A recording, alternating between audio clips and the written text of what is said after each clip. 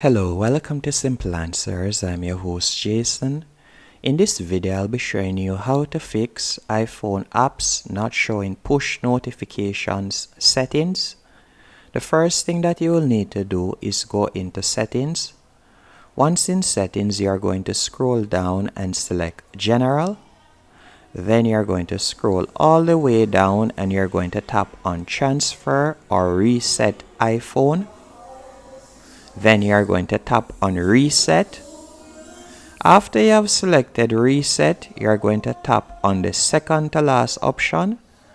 The option right above Cancel, you are going to tap on Reset Location and Privacy.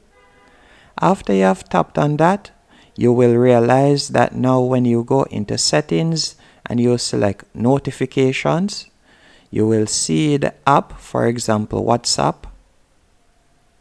And you will see the ability now to allow notifications and edit push notifications. Hope you found this video helpful and informative. If you did, be sure to hit the like button and subscribe. And thank you for watching.